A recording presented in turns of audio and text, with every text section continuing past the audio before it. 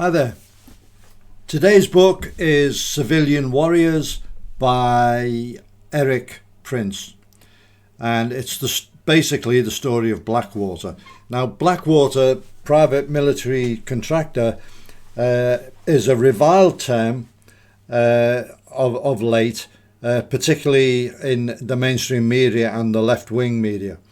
However, the book does provide the other side of the story, and that a lot of the attacks on Blackwater in the media and by commentators are actually based on falsehoods and rumours and political machinations.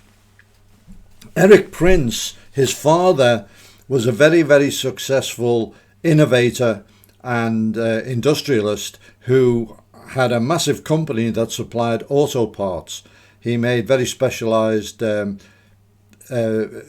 designs for mainly for the car industry, and in the United States and also in the Netherlands.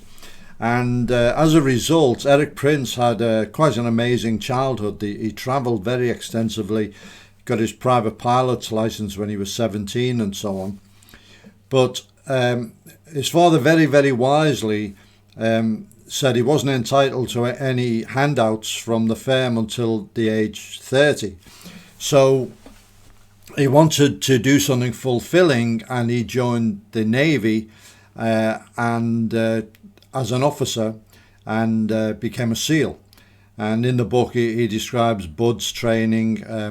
There's numerous SEAL memoirs out there saying what it was like, and it was no different for him. It was hard grind. So he passes Bud's and is commissioned into SEAL Team 8 and saw action in Bosnia. And obviously I'm skating over this. The book goes into a lot more detail and his reflections of the Bosnian conflict and so on. And by the way, his travels as a youth gave him very, very clear opinions on communism and the problems with that. And he was a staunch anti-communist and a big supporter of the United States and family values and that kind of thing. While in SEAL Team 8, he reflected that a lot of the training was inefficient because it wasn't centralized. So they do shooting in one place, they do shipboarding in Puerto Rico, and they do helicopter training somewhere else. And he thought, wouldn't it be great if there was one place that offered all this training? So after the death of his father, and he inherited a share of the company, he decided to invest in a training centre, which eventually became the Blackwater training. And what he did, which is quite clever, he posited a 4-hour drive maximum, and he plotted circles 4 hours from Norfolk, Virginia, where all the West Coast SEAL teams were based. The East Coast SEAL teams were based. Quantico, where the FBI and the Marines are. Fort Bragg, North Carolina, and Washington, D.C. And these circles intersected almost ideally in a place called Moyoc. The downside of it's generally known as the Great Dismal Swamp. So he bought a large plot of land there, started clearing it, and he hired people he knew from the SEAL teams to run the place, firearms instructors. He got a guy who'd been in SEAL Team 6 to do all the construction of specialised training facilities for all aspects. And after quite a long slog and a lot of money, Blackwater training opened. Now, I remember hearing about it in the industry, and at the time there was places like Gunsight, places like Thunder Ranch, and Thunder Ranch had kind of seemed the ideal, and then suddenly Blackwater opened, and it was just a shooter's dream. It was an amazing facility that you could do helicopter work there, you could do boating, they had a lake, so you could do maritime type stuff. They had a driving track, they had a runway for fixed wing aircraft, and numerous ranges, and a really good shoot house. Strangely enough, the very first military people to turn up were a West Coast SEAL team who came over, and they helped to keep the costs at bay, so they were getting some income. But eventually the word spread, and after the USS Cole, by the way, this whole project started in 1996. By the time USS Cole incident happened, when the Navy suddenly realised that force protection was an issue, that they got the contract to train thousands and thousands and thousands of sailors in firearms. So that was a contract that really kept them going. Then when the first real school shooting happened, active shooters, and law enforcement didn't have a response for it. The SWAT model, which was contain and call out, didn't fit the bill when someone's in there slaughtering kids. So they developed an active shooter program and trained hundreds, if not thousands, of officers. And the model that they developed is actually still the state of the art. And just as a side note, it was the model that was ignored totally in the Uvalde shooting in Texas, which was an absolute tragedy and a disgrace to the local law enforcement. Another thing that they did was they developed a steel target system that withstood the rigors of very prolonged shooting. They were putting so many people through and high volumes of fire. The guys were doing a lot of shooting that they needed a very heavy duty but resettable target system. And one of the guys, the former SEAL guys, developed it, and there became a demand for it. People visited Blackwater and went, where can we get these for our home ranges or our bases? And so they had a manufacturing side as well. Then, really following 9/11, they identified a need to send out teams on protection duties, what's known as PSDs, Protective Services Details. Now, there's a big chapter in the book which I found fascinating, and it's the history of private armies and private military in various conflicts throughout history, and including that used by the United States. So it's not it wasn't a new thing by any means at all. You know, for example, the American Eagle Squadron, which American volunteers came over to the UK and fought during the RAF, that kind of thing. So it's quite a noble. It can be quite a noble cause.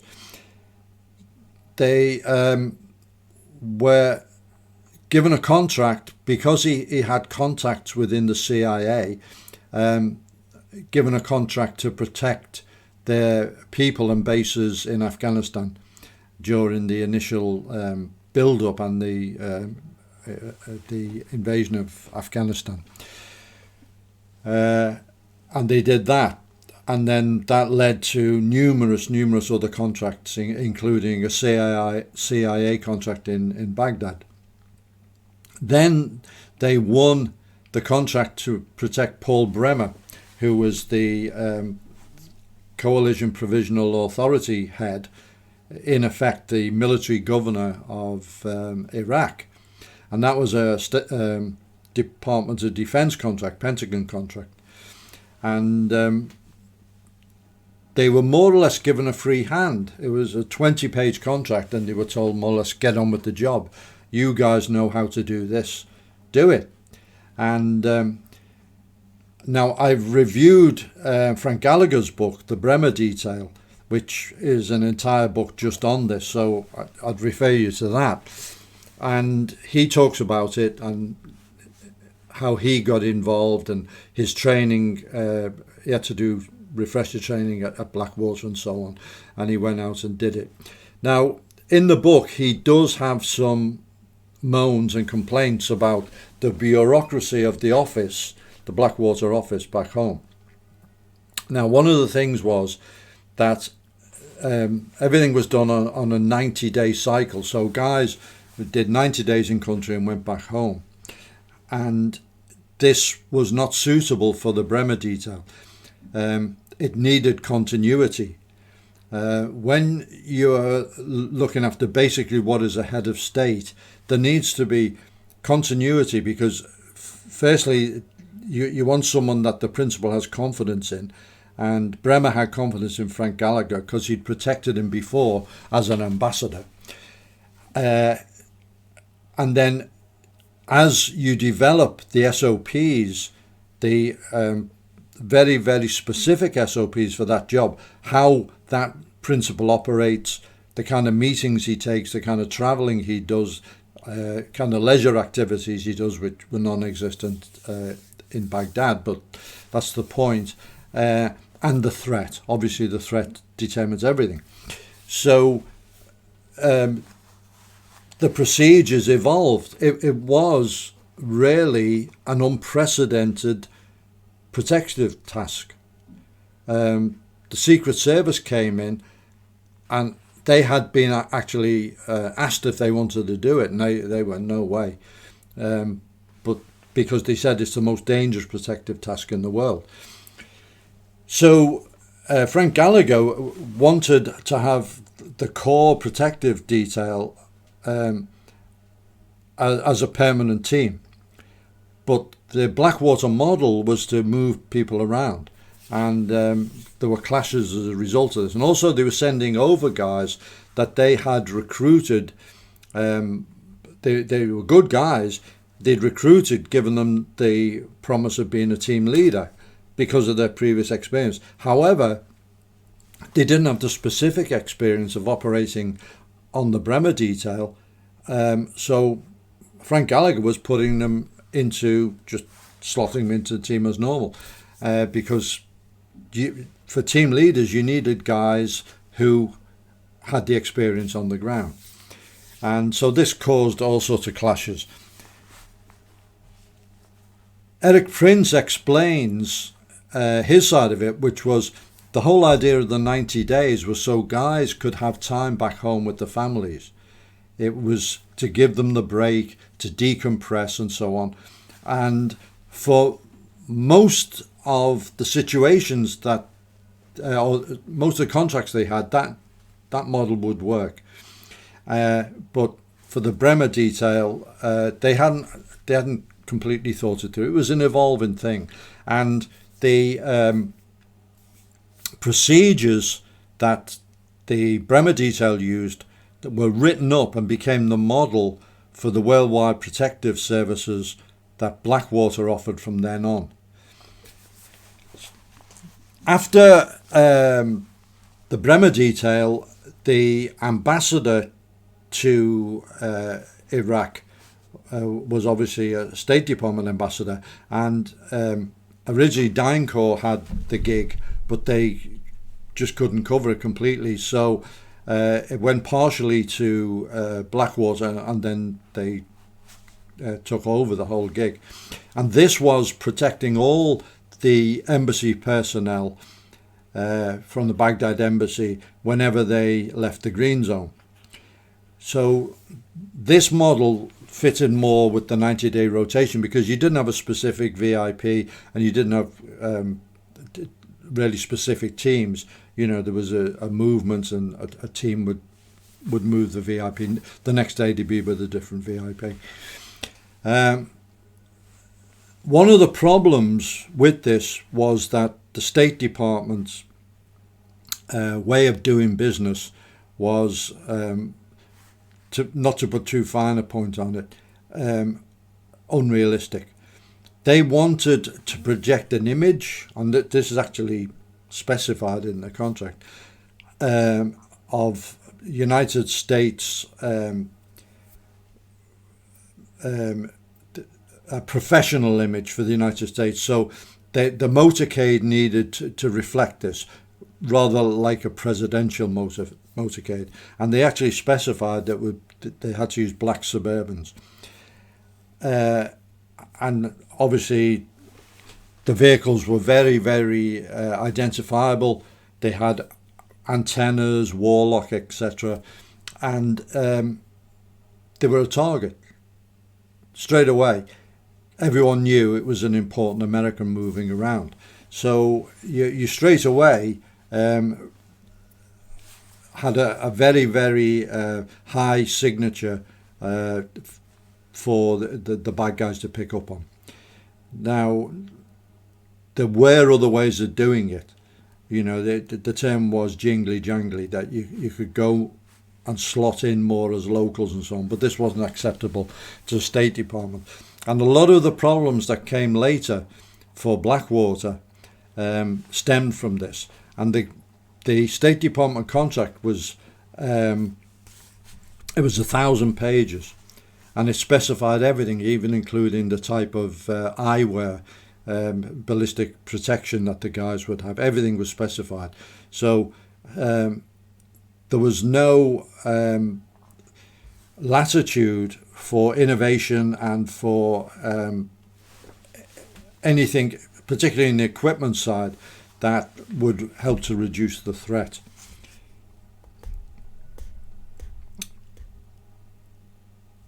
So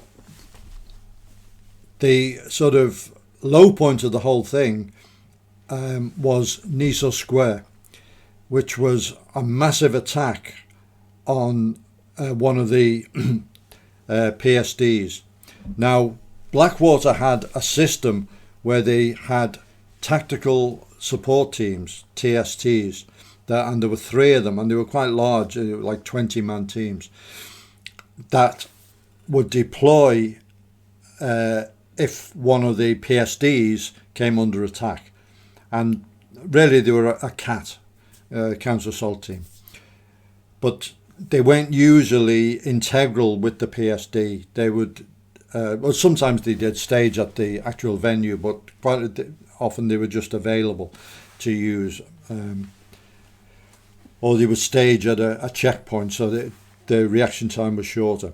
And Niso Square saw one of the TSTs, Raven 23 or Raven 23, have to respond to an attack on the PSD, and they had to open fire, and they killed a number of insurgents.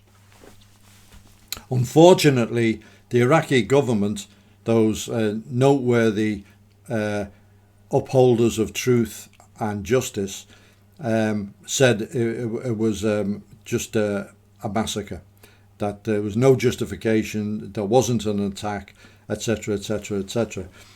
And by this time, there were elements in the United States government who, and the press, who looked askance at Blackwater.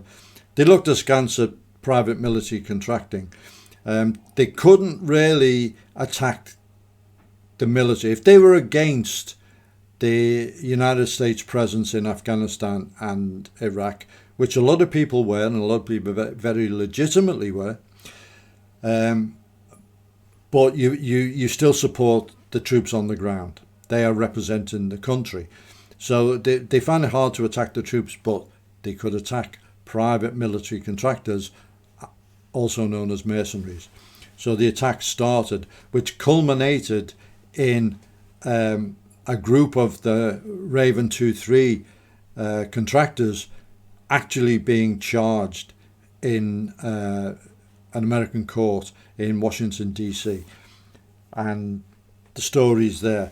I will also put a link to a very, very long 5-hour interview with those guys done by Sean Ryan, which is brilliant because it goes over the whole thing from early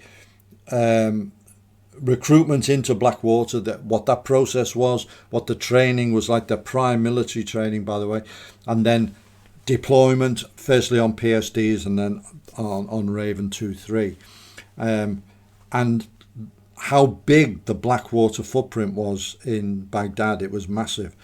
And some of the other contacts they'd been in, contacts which involved the military coming in to support and Apache gunships firing Hellfire missiles and this kind of thing.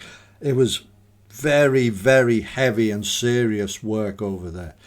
And there's no way that those guys would just open fire willy-nilly without defined targets. And the rules of engagement that the State Department insisted on was you could only respond when fired upon.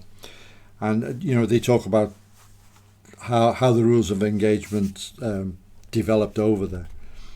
So that's another thing. At the same time, there was the United States government decided to attack Erik Prince and Blackwater for any violations they could find, including there was a time when the King of Jordan visited Blackwater training, and he had a Secret Service escort detail, and the Secret Service came to Erik Prince and said, look, we dropped the ball here. We're supposed to have sorted out a present for the king. So they said, what's he like? He said he likes guns. So they sorted a nice weapon for him. And the Secret Service took it into their custody for the king. The US government tried to get them on some paperwork thing on that. It was thrown out. But what did eventually bring down Blackwater was the State Department. And the State Department has two branches, well, several branches, but irrelevantly, they have the diplomatic security side, which the contract with Blackwater came under, and they also have the defence sales side overseas. And the defence sales side was still operating more or less on a peacetime footing and couldn't keep up. And the security side was saying, we need 50 guys at a particular location. And so Blackwater was sending out the armour, the helmets and the weapons to them. And the paperwork wasn't catching up. This was the thing that the American government got them on. So they were supplying weapons for the protection of State Department, American government officials in most hostile environments. And the American government said, yeah, but you didn't fill these forms in properly. And the cumulative fine was something like 46 million. So the final chapter goes into what happened after Blackwater and the companies he started and so on. But the final chapter, which is like an add-on, is his service in the CIA. And he only talks about it because the CIA director revealed it publicly, which you don't do that. You don't reveal the identity of your officers. And so that's quite an interesting or fascinating epilogue to the whole story. It's a terrific story. It's great to hear the other side of the tale after all the fake news media and the attacks by the US Congress and the US government on a company whose guys were faithfully keeping people alive. And just a final point on that, they never lost a principle. They lost quite a few of their own guys in various ways. they never lost a principle they were protecting in the most hostile environment for protection in the world. And that says a lot. Great book, really recommend it. As I say, I'll put a link to the Raven 2-3 podcast, and there's also a podcast again with Sean Ryan, Vigilance Elite, with Erik Prince, which not only does he talk about Blackwater, but his world views on things like Taiwan, China, the Ukraine, and so on are fascinating. He's a guy you can really listen to. So enjoy.